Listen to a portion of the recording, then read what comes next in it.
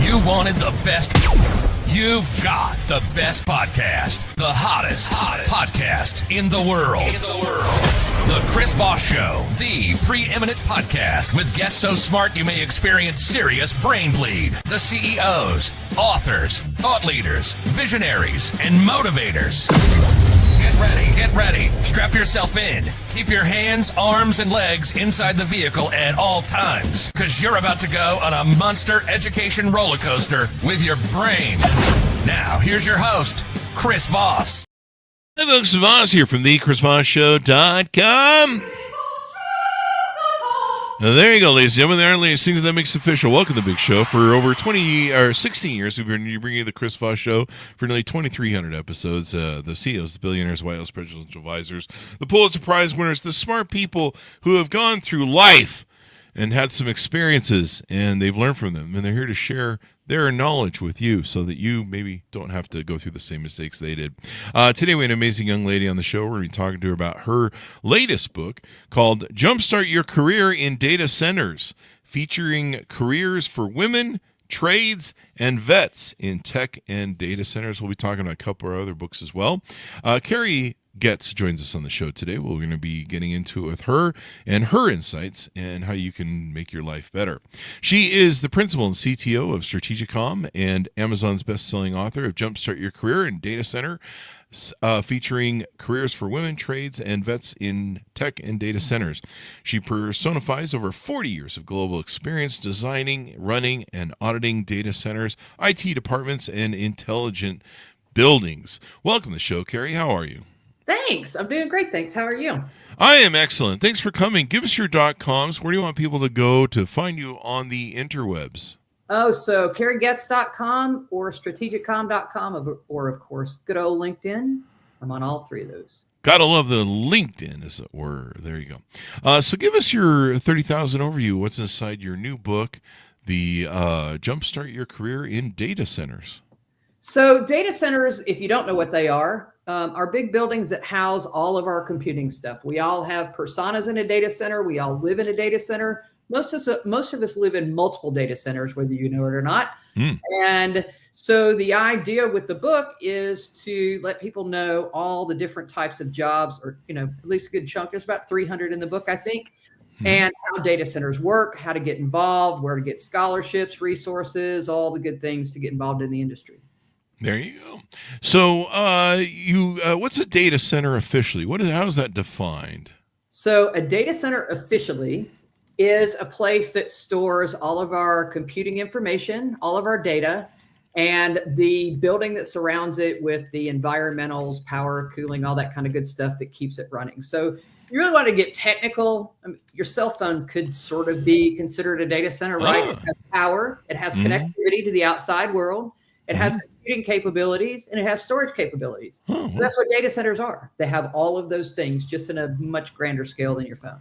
And what makes them such an interesting place to work or advantageous in, the thing for your book, Jumpstarting Your Career, and people that are women, trades, and vets? Why is this really helpful to them and beneficial, I guess? Well, I think historically, this has been sort of a male-dominated industry. A lot of the tech industries kind of are, and we really don't highlight the jobs for women and girls, even though there's plenty of those. I mean, we have everything from construction to the cloud and all things in between. So there's jobs for everybody, with and without a degree. You can get involved without a degree. You can have those companies pay for your degree if you choose to go on and get a degree.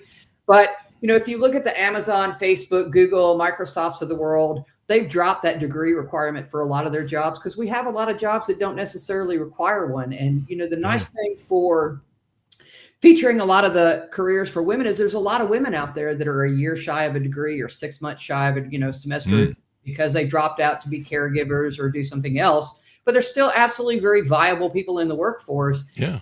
And honestly, technology changes so fast, you're going to be continuously learning anyway. Yeah. I mean, you have to go through training too. Sure. So there's a lot of on-the-job training. We're working on some national apprenticeship programs right now to help people get involved from an apprenticeship level. That'll be through the Department of Education. So the cool thing is, if you're young and for whatever reason, college is not in your purview, Either financially, you're just not ready for it. You got a family to raise, whatever that is. There's jobs out there for you, and then you can move on and do that later if you want. But this gives you the resources to find those jobs. I'm glad they're dumping it, because I've had people come out of college that went to college that I can't, like, for instance, with sales. A lot of times when we try and hire for sales out of college, they can't sell their way out of a paper bag, because sales is something you kind of have to learn in real life, as far as my opinion is concerned. You know, and other things too. I mean, a lot of stuff can really be taught. You know, you don't need to learn history. I mean, history is important. You do need to learn that, just to survive in life and understand how the world works and human nature. But, you know, I mean, you don't really need it to do your job per se, unless you're, you know, a historian, I suppose. you might need it for that. We need those too. Yeah, you need those too. But I mean, there's a lot of this work that's rudimentary and can be easily taught, and you know, you really don't need to learn some of it. Yeah, without a doubt. And you grow as you learn. And plus, you know, if you think about it, my degrees are so old; they're, you know, powdered at this point. But technology changes, so you're going to learn all kinds of new stuff. And honestly, that's part of the thing that I really enjoy about this industry as a whole, is that it's always changing. There's always something new to learn. So, you know, whatever path you choose one that's gonna make you happy. And you know, that was a big part of writing the book. Was I wanted to make sure that it could be digested in a weekend, right? So people could go out there and read, figure out what all the different careers are and how they work. And then that does a few things. One, it introduces them. Two, if you're going to go on an interview for a job, you now at least have something you can talk in an educated manner about, right? And to help highlight those. So I think, you know, it helps on a lot of fronts, but I would encourage people, if you think that you have to be technical to be in this industry, you don't. If you think you have to write code, you don't. So, you know, there's so many ways to get involved that have nothing to do with college. There you go. Yeah, and people can learn a lot of stuff. You know, the one thing I learned a long time ago, there's no corner on who has the best ideas. Everyone can contribute, and everyone can be part of this. And imagine, you know, you angle this, title this to vets and people in the trade business. I mean, there's lots of different variations of jobs that are in a tech and data center. It's not all like you don't have to necessarily know computers. Knowing computers helps, I guess. But I mean, there's all sorts of different work levels in tech and data centers that need to be done. You know, somebody's got to be the janitor sometimes too. You know, well, not just that, they got to be built, right? We have all the construction trades, so it has to be built. When you're doing moving heavy equipment, we need people, diesel mechanics, to help fix that heavy equipment. But it's definitely broad ranging, and so I really encourage. You know, one thing we kind of do wrong, I think, in this country is when we introduce students to tech, it's through coding, right? All the little kids get a little coding program. Coding is a very specific skill. You're either good at it or you're not.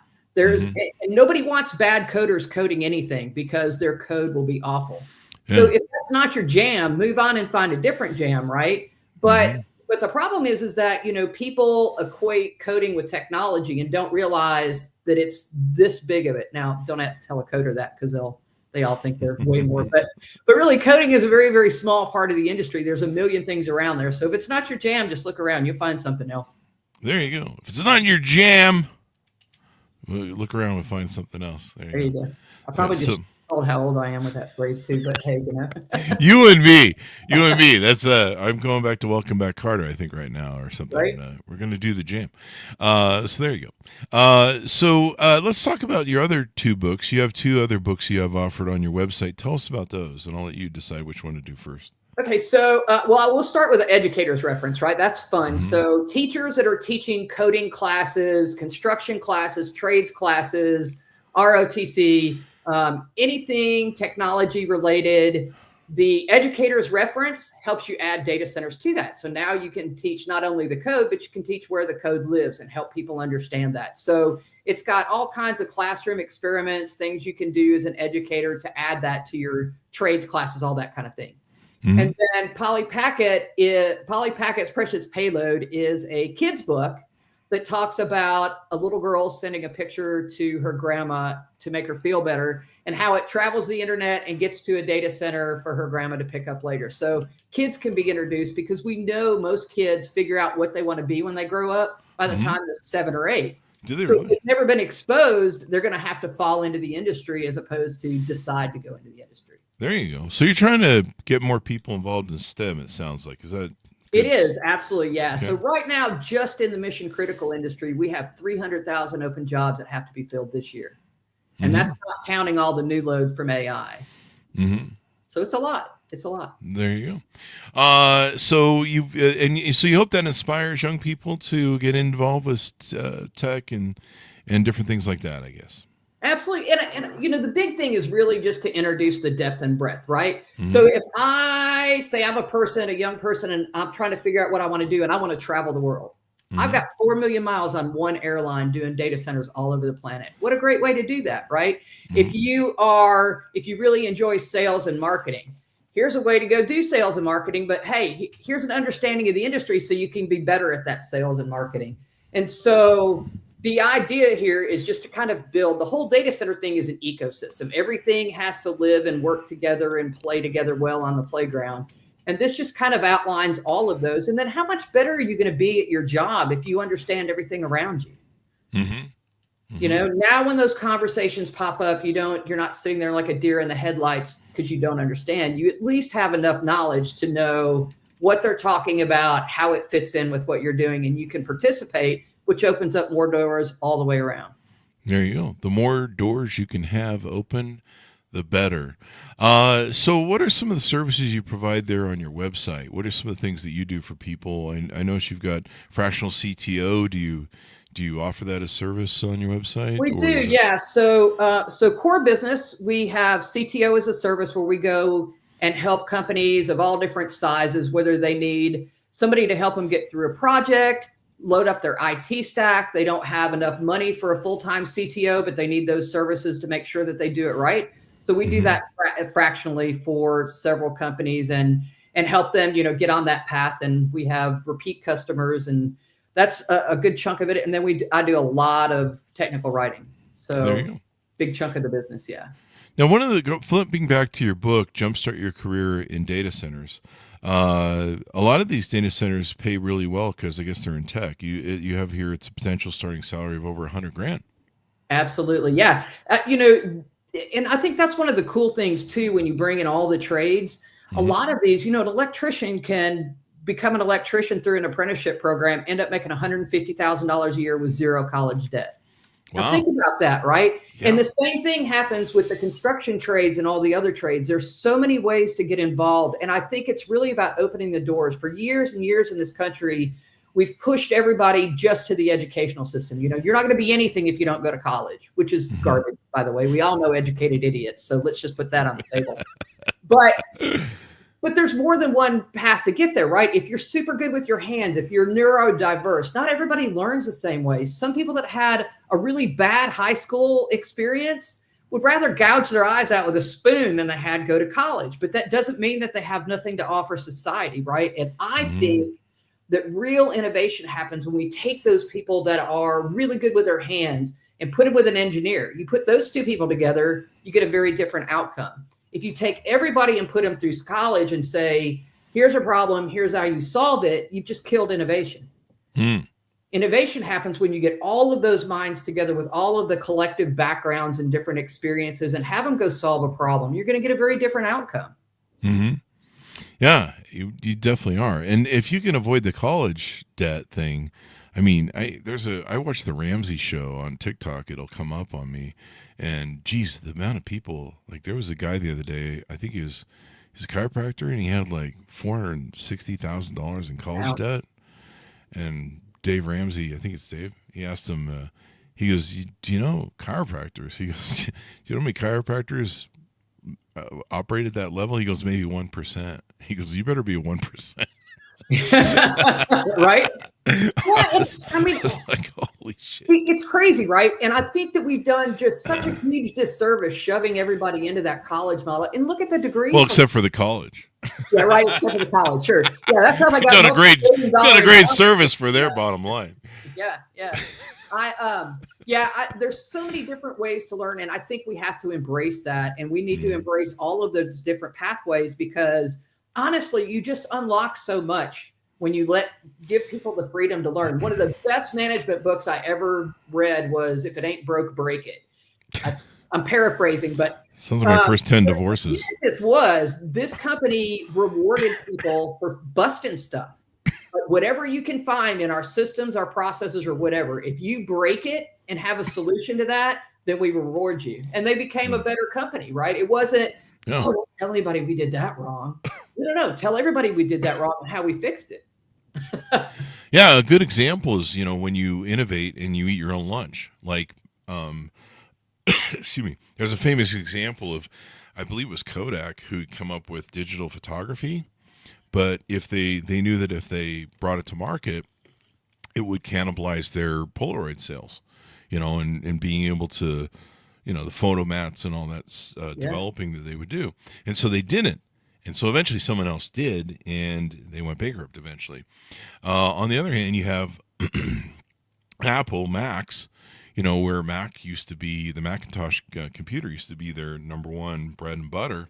And then they developed internally the iPad. And then like, well, if we put out this iPad, it's probably going to cannibalize our Mac sales, which it did, or somebody else can beat us to market. So if there's anybody who's going to cannibalize ourselves, I guess it's going to be us. It'd be us, right? So, if you don't innovate or die, as they say, I believe. It is. My friend. So you've got to get into that. You've got to do that. You've got to make that an important thing in what you do. With the educator's reference for data center education, how does that work? Is that if you're a trainer at the data center, or educator's reference for data center education? It was really written for teachers. A lot of when I started working with teachers and calling in and talking to classrooms and that kind of stuff, one of the things that the teacher said is, look, we don't have curriculum for this. We don't know how to do that.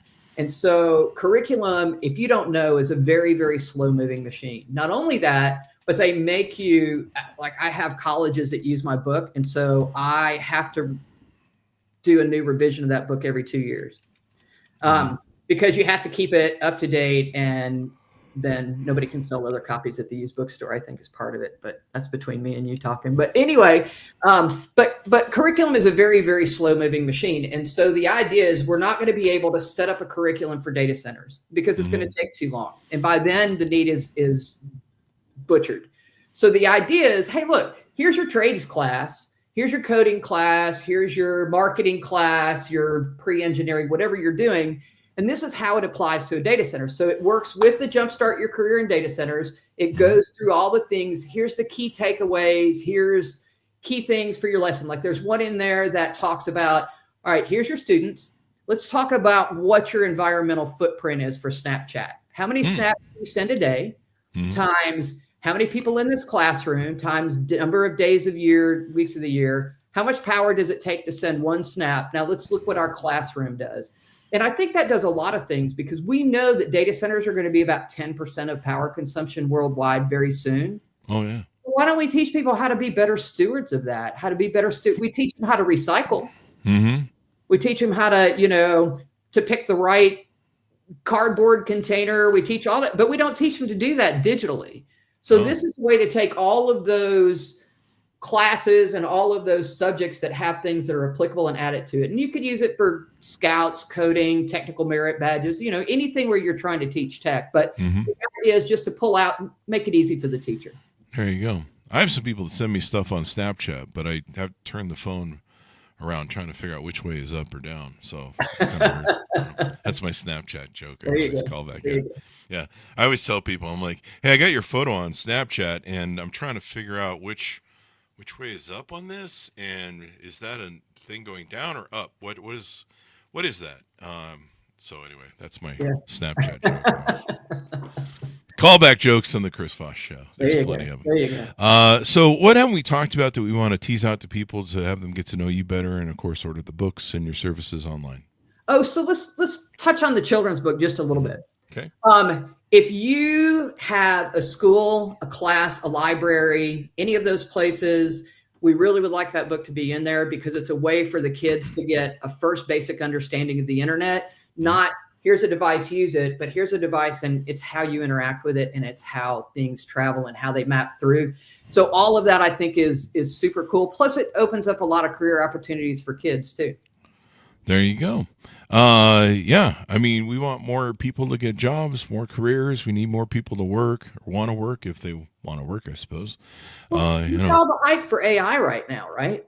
That's AI is in a data center. AI lives in data centers. If you're going to interact with AI, you're interacting with a data center. So you can do that.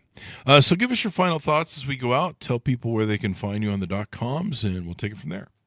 So carriegoetz.com is probably the easiest one. It's got links to the books. It also has links out to the company website. Strategicom.com is the company website.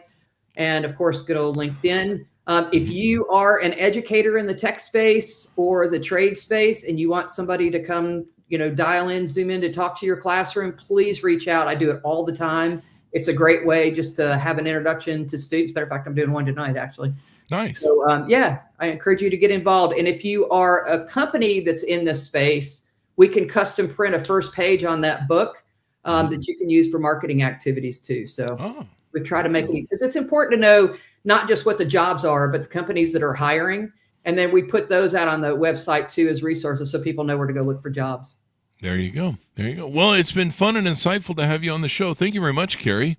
Yeah, thanks, Chris. Had a great time. Thank you. And thanks, John, for tuning in. Go to goodreads.com/Chris Voss. Pick up her book wherever fine books are sold. You can pick up the first one we talked about, Jumpstart Your Career in Data Centers, featuring careers for women, women trades and vets in tech and data centers. You want to get involved in technology because it's really advancing, especially in the field like we mentioned of AI. It's really crazy right now. It is. Yeah, the new DeepSeek thing that just came out that just blew up $600 million and $1 billion. For a minute. Yeah, it's kind of overrated. There's room for everybody. There's room for everybody. I'm sure that some fat cat trillionaire who sits on the market all day long, he might have to skip McDonald's this week or something. I don't know. He'll live. Anyway, right now somebody in the audience is going, me? Anyway, thanks for tuning in. Go to goodreads.com/Chris Voss, LinkedIn.com/Chris Voss. Chris Voss, one of the TikTok and all this crazy place on the internet. Be good to each other. Stay safe, or else don't make me come back there, kids. See you next time.